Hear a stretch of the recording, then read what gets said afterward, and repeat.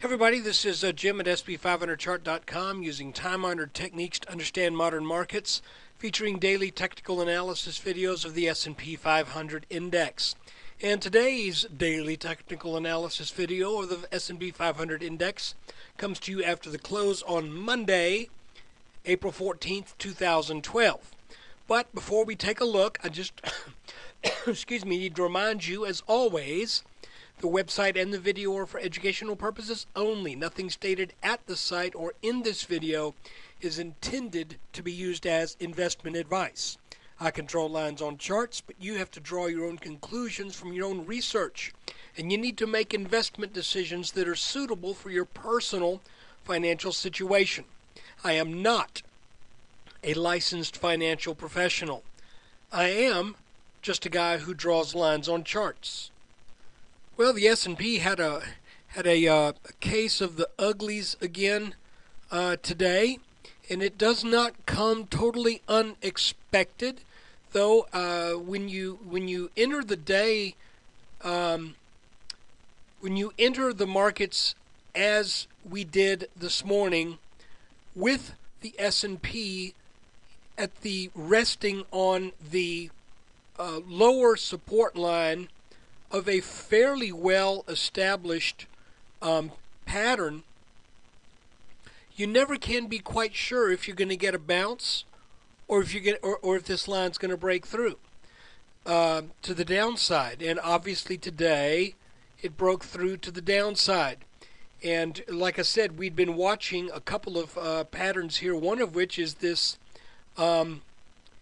triangle with a flat top. Well, I guess we would call that an ascending triangle, and we call it ascending because the top is flat, but the bottom is ascending. These usually have a little built-in bullishness, but where this one appeared on the chart so close to the neckline of our head and shoulders pattern, which I'll remind you right here, where this pattern appeared so close to that neckline, and here's the neckline, the idea that this could be an upside breakout, even though that's sort of what the pattern is shaped like, that called the whole thing into question. But this again is one of those cases where you can't really make the call until it breaks, unfortunately. So we actually gap down, and there you have your break of this pattern. We now have a second target for a minimum target downside. In addition, we now have two downside targets. We've got one from the head and shoulders at about 1308. We have another now from this smaller pattern, based upon the height of this pattern at the first reactive move, which would have been right here. There's the height of the pattern, and we add that on to the point of the breakdown, which occurred today at the open, and we end up with a level of just about a quarter over 1330. So we're now looking at two downside targets, and we're looking at additional upside resistance. So I think this is setting up that move to fulfill this 1308 minimum target, and I believe that keeping an open mind about this area of consolidation and considering that this may be a bear flag was the right call. Now, I wasn't real adamant about that, but I kept saying, this has a sneaking suspicion that this will likely break to the downside as a bear flag. But I said that despite, if you erase what happened today and you look at this pattern in most every other situation, you would say to yourself, hey, I think this is going to reverse and turn up. But not here, because it's just too darn close to this neckline area. And you can see that 1366 level got tried 3, almost 4 times to break, and it just was not going to give up the ghost. So what I think we may be looking at here, let's see if we get a bounce here around 13.14, provided this market keeps selling off as it appears likely that it will.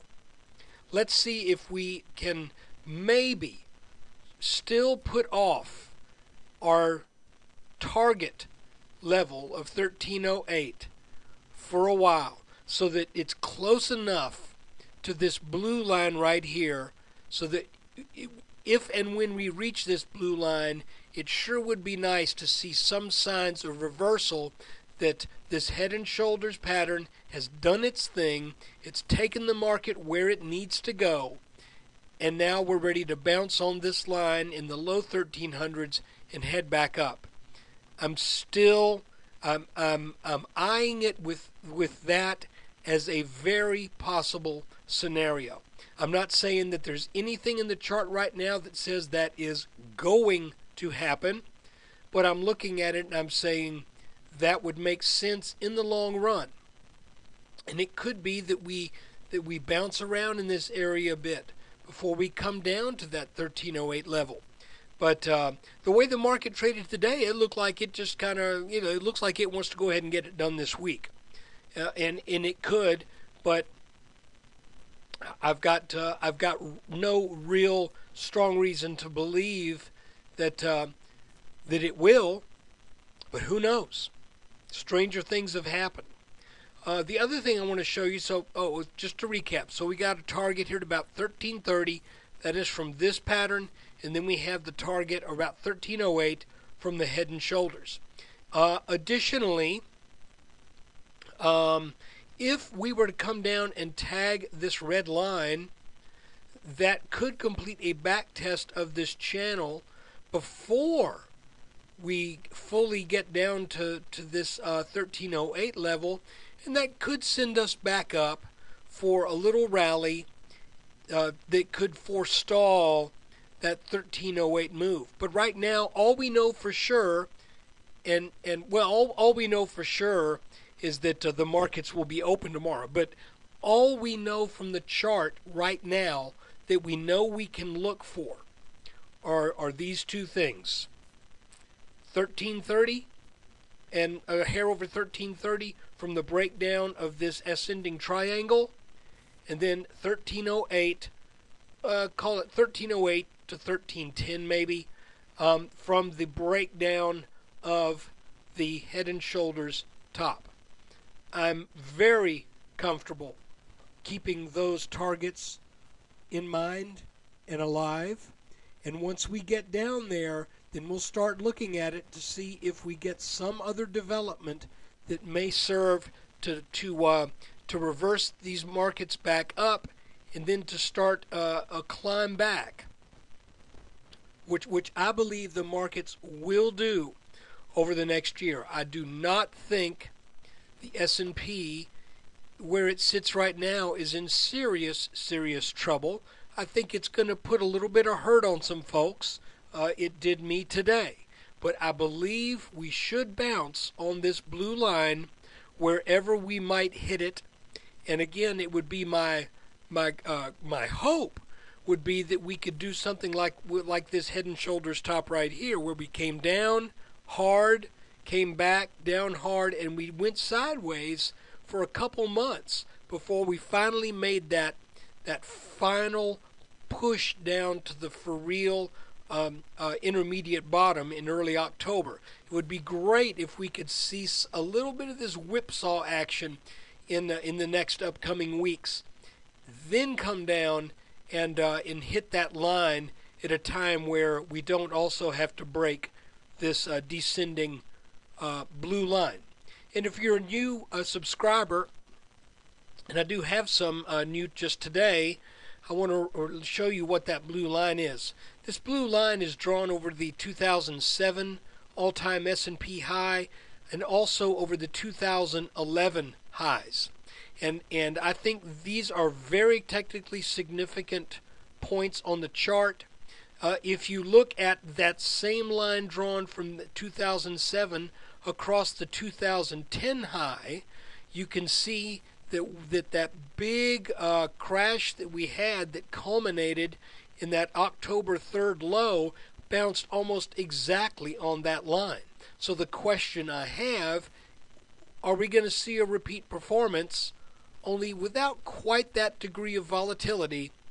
Will we see a repeat performance, and will this line then hold as support?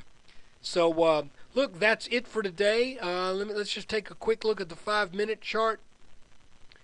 You can see that it looked like the market was trying to rally back, but probably this has taken the form of a rather irregular, but what may end up being another bear flag after that gap down. So right now, I would expect that any move. Oh, by the way, a back test on this line would not be unusual.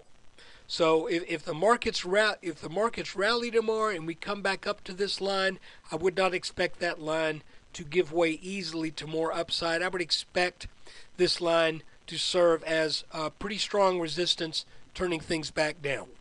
So I think that's about it. Can't think of anything else to say except for an ugly day, but it does not really catch us by surprise. I'm going to say one more thing. It's kind of funny. I saw a headline today on Yahoo that said S&P gaps down below critical support. And what all I have to say about that is, maybe I have not looked at the moving averages lately, but folks, it gapped down below critical support more than a week ago, and we were there to watch it when we broke this neckline. That neckline was more critical of an area than anything that happened today. We did break down through this small intermediate pattern, but I would not call this little line down here, quote, critical support. If anything was critical support, it was our neckline on this head and shoulders pattern. So I think that about has it for today. I can't think of much else to add. If I do, maybe I'll put it in the notes. I want to thank you again if you're a subscriber for supporting this website, and I hope you get valuable information from this. But again, I want to remind you, if you're a new subscriber, my goal is not to tell you what to do with your money. My goal is to simply read the chart in the most objective manner that I can, be open to changing my mind every time I look at the chart, and to use time-honored techniques that have stood the test of time as being some of the most reliable technical analysis available. So again, you have to decide if you think this is worth factoring what I have to say into your investment plans. That's something you have to do on your own, and completely as something, a risk that you decide to take on your own.